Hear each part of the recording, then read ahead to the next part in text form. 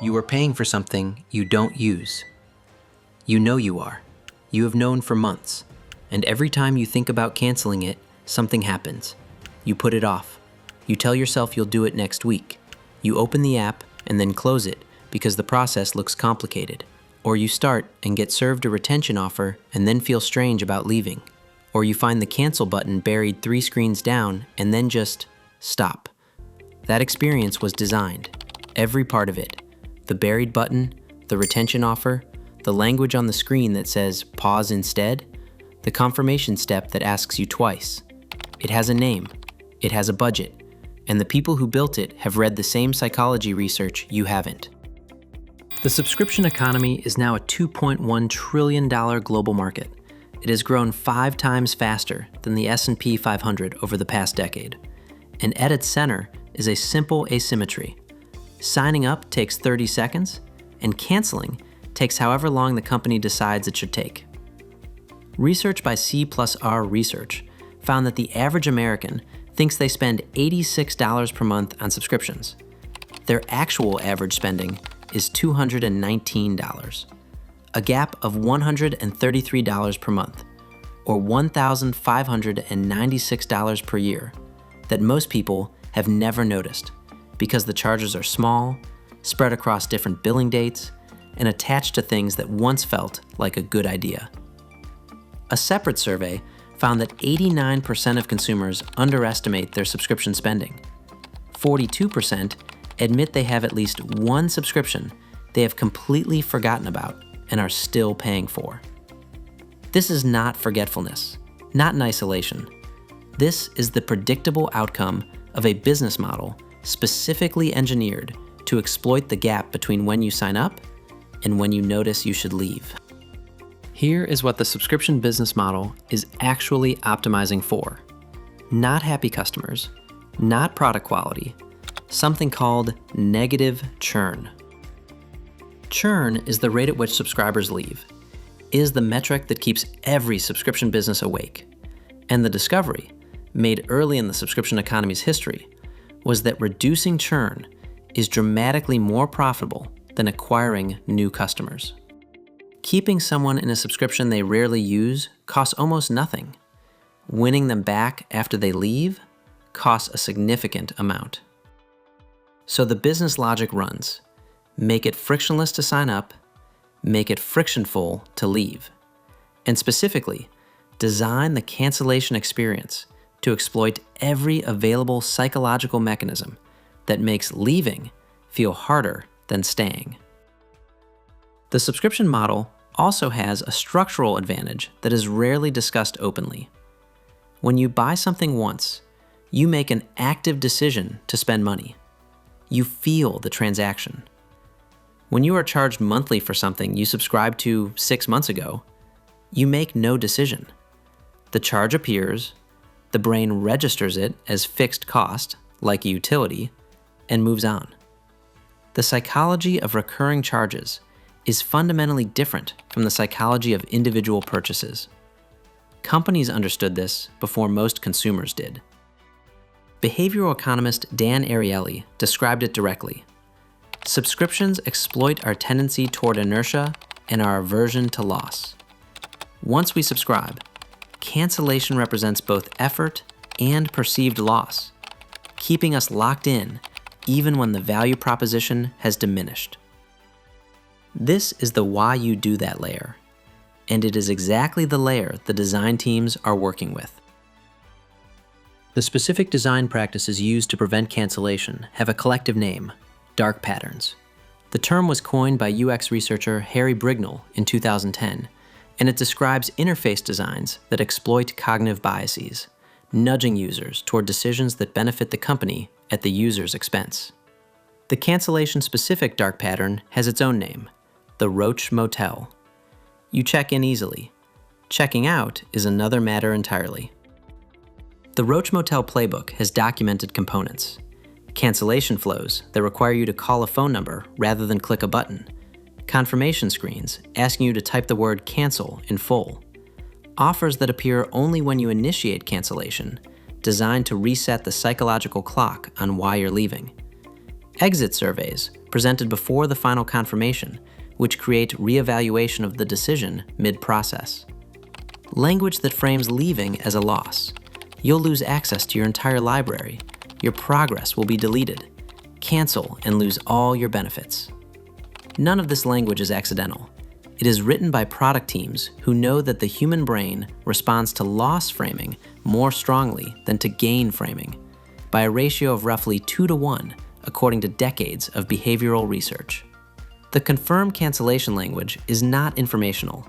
It is a retention tool. A 2025 analysis of 1,200 subscription services found that 143 of them deployed cancellation flows that academic researchers classified as deliberately difficult. Not accidentally complex, deliberately difficult.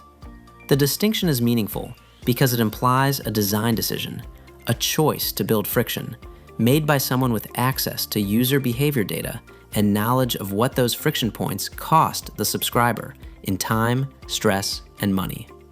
Amazon's cancellation flow had a documented internal name, Iliad, named after Homer's epic poem, because it was that long. In 2023, internal Amazon documents were leaked to Business Insider. Those documents showed that Amazon had deliberately designed the process of canceling Prime subscriptions to be arduous, and that the company was aware consumers were being enrolled and charged involuntarily. The documents were not a surprise to anyone who had tried to cancel Prime. The process required navigating through multiple screens, declining multiple retention offers, confirming the cancellation several times, and in some versions of the flow, had the most obvious seeming button actually extending the subscription rather than canceling it. Amazon was not unusual. It was the most documented example of a practice running across most of the subscription industry.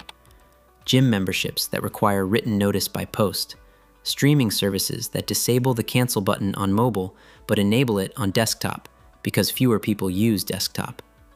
Free trials that convert to paid subscriptions on day 8 with the reminder email going to a promotions folder the subscriber never reads. The UK's Department for Business and Trade found that nearly 10 million of the country's 155 million active subscriptions are unwanted. Subscriptions consumers are paying for and do not want. The cost to British consumers? £1.6 billion annually. The business secretary called them subscription traps and said they rip people's earnings away. Eventually, a regulator decided to do something about it. Here is what the regulator did.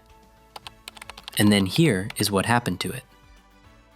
In October 2024, the Federal Trade Commission finalized what it called the click-to-cancel rule. The rule was simple. If a consumer signed up for something online in one click, they had to be able to cancel it in one click.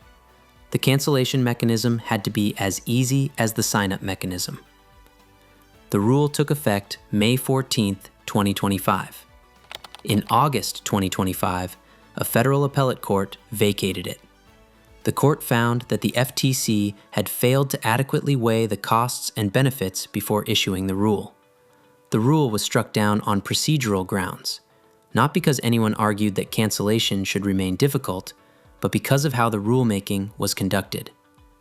In September 2025, 1 month after the rule was killed, the FTC settled its lawsuit against Amazon. The settlement? $2.5 billion, the largest civil penalty in FTC history.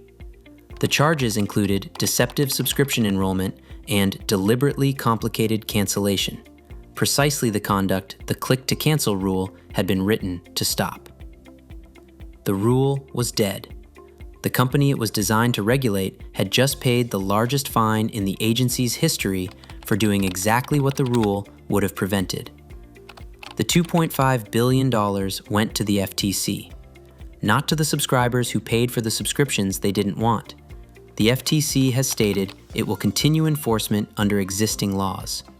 The UK's Digital Markets, Competition and Consumers Act 2024 includes similar requirements. The regulation fight is not over.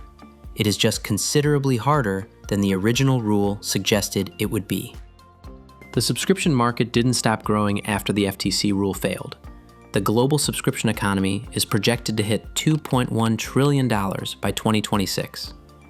62% of companies plan to convert at least one product into a subscription service by that year. In 2024, the average US household had 4.1 active subscription services. By 2025, that had dropped to 2.8, a 32% reduction in 1 year.